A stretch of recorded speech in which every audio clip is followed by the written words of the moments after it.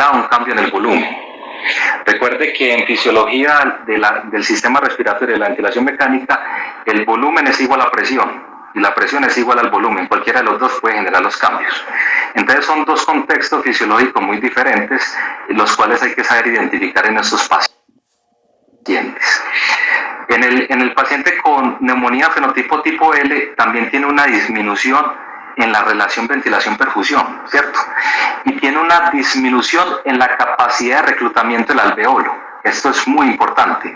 Es muy importante porque resulta que estos pacientes usted no los debería pronar. Usted sí podría, pero no debería pronarlos. Y tampoco debería manejarlos con PIB muy alto por esta situación, porque si el alveolo no es tan reclutable, ¿cierto? Si no tiene esa capacidad, usted puede generar barotrauma. Eso por un lado. Con respecto a, hay unas medidas compensatorias, ¿cierto? El paciente hace medidas compensatorias ante la hipoxemia. Recordemos que ese fenotipo tipo L es aquel paciente que se ve con una mecánica respiratoria aceptable a pesar de que está desaturado y a pesar de que los gases arteriales me dicen que tiene una hipoxemia de moderada a severa, ¿cierto? Eso por un lado. Él lo que hace es aumentar el volumen minuto, ¿cierto? El volumen minuto lo aumenta casi de 15 a 20 mililitros por kilo. Eso es muy alto, eso es muy alto. Y él lo hace es porque, dado que él necesita compensarlo, hace presiones intratorácicas negativas con la finalidad de mejorar el volumen pulmonar.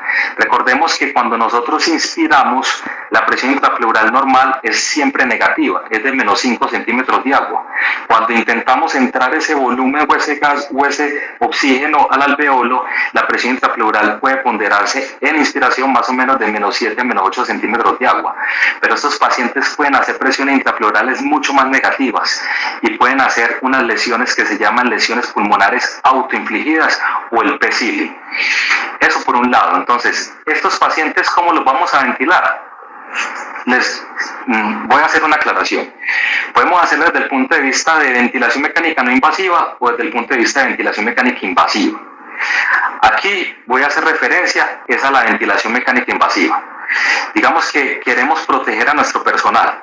Digamos que no tenemos un equipo preparado. Digamos que no tenemos una UCI con un cubículo de presión negativa para ese paciente. Yo necesito proteger a mi personal, ¿cierto? Yo no le puedo colocar ni CPAP ni cánula de alto flujo. Entonces lo voy a intubar. Cuando yo lo intubo, lo hago con sedación, con analgésicos opiáceos y con relajante neuromuscular.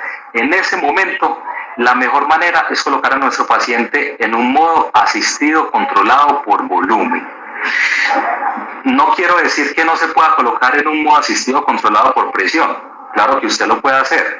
Lo importante de entender es que en el modo controlado por volumen, usted puede darse cuenta con el paciente relajado en ese momento cómo está el trabajo resistivo y viscoelástico de esos pulmones.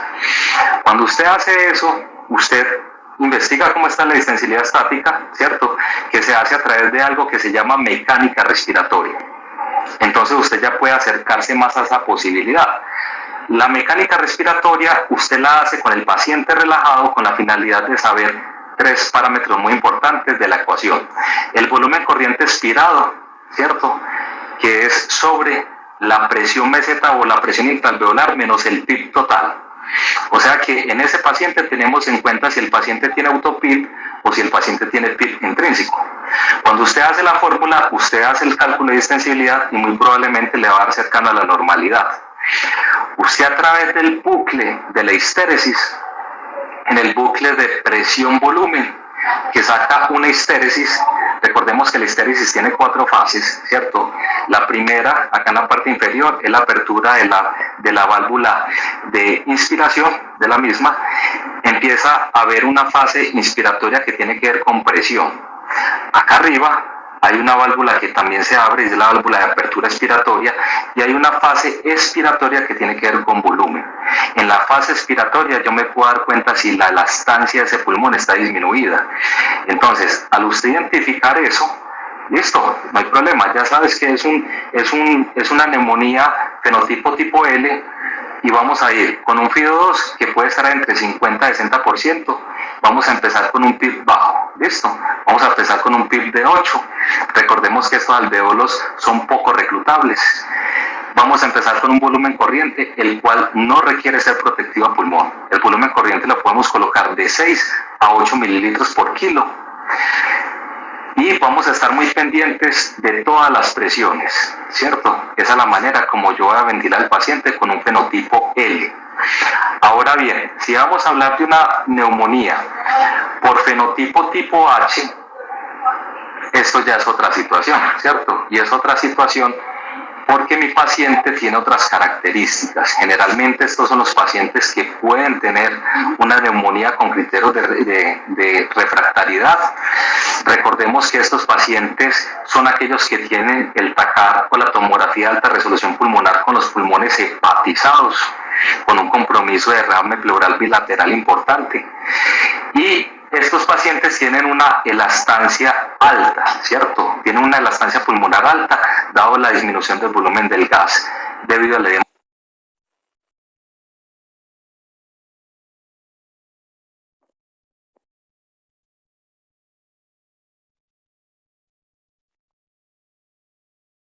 Tanto como se disminuye en el SRA que conocemos pulmonar o extrapulmonar. Sí se compromete, pero no de una manera tan severa.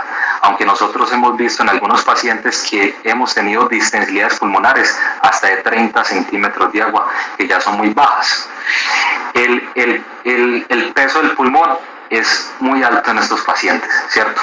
Tenemos un peso pulmonar alto y tenemos un aumento del chon intrapulmonar, ¿cierto? Recordemos que el chon intrapulmonar puede ser normal en pacientes ventilados hasta en un 25%, y eso depende de las venas de Tevesio, de las venas bronquiales y de las venas pleurales, que llevan una cantidad de sangre venosa que no se va a arterializar. El problema con estos pacientes es que al tener esa inundación alveolar por la respuesta inflamatoria y al tener una microtrombosis pulmonar, se aumenta el chon intrapulmonar, o sea, se aumenta la cantidad de sangre que no se va a arterializar, ¿cierto? Y esto hace que se aumente el espacio muerto fisiológico. Y adivine qué, esto va a perpetuar la hipoxemia en mi paciente, y por eso es que entra en la disfunción orgánica múltiple, ¿cierto? Otra cosa muy importante es que hay un compromiso de la capacidad residual funcional. La capacidad residual funcional es una capacidad muy importante. Es una capacidad muy importante porque esta capacidad es lo que se conoce como el punto de reposo, es lo que se conoce como el punto de equilibrio. Es aquel volumen de gas que queda en el pulmón después de una aspiración normal. Esa es la razón por la cual nosotros, con 3.000 mililitros de capacidad residual funcional, es lo que nos permite respirar con tranquilidad. Por eso nosotros nunca respiramos agitados o con esfuerzos respiratorios. Por eso, en ellos sí se compromete. Y una de las estrategias es intentar restablecer esa capacidad residual funcional. Entonces, estos pacientes, ¿cómo los vamos a ventilar, cierto? Entonces ya también lo tenemos relajado, ya tiene la sedación, ya tiene la analgesia opiácea intravenosa, lo tenemos en un modo asistido controlado por volumen, decidimos hacer una mecánica respiratoria, decidimos sacar la fórmula de la distensilidad estática, que es volumen corriente expirado sobre la presión meseta menos el PIB total, y oh sorpresa, supongamos un ejemplo, nos dio 35 o 30 centímetros de agua de distensilidad estática disminuida. Y por otro lado, en el bucle de presión-volumen, en la histéresis, en la fase expiratoria, podemos ver cómo está su elastancia, que generalmente está aumentada, ¿cierto? Entonces nos enfocamos más en un fenotipo H asociado a las diferentes características que ya les he mencionado, y este paciente sí tenemos que hacer una ventilación protectiva a pulmón, ¿cierto?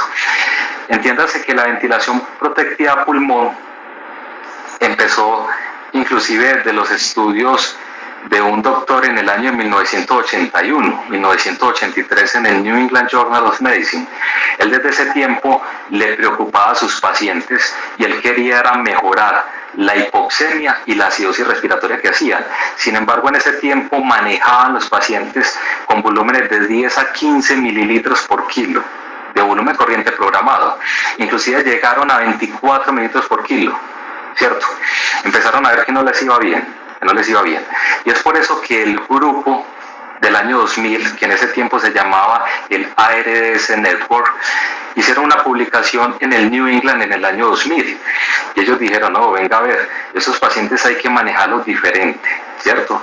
Y desde ese tiempo ha salido cualquier cantidad de publicaciones, ¿cierto? Que se han hecho en Critical Care of Medicine, que se han hecho en Intensive Care Medicine, que el doctor Amato, un referente en ventilación mecánica, ha hablado sobre ello, y lo están haciendo ya, ventilación protectiva pulmón. Y así como lo dice el doctor Luciano Gattinoni en sus publicaciones, hay que hacerlo tipo baby lung, ¿cierto? Pulmón de bebé. ¿Eso qué quiere decir? Mis pulmones están tan lesionados y están tan comprometidos que yo necesito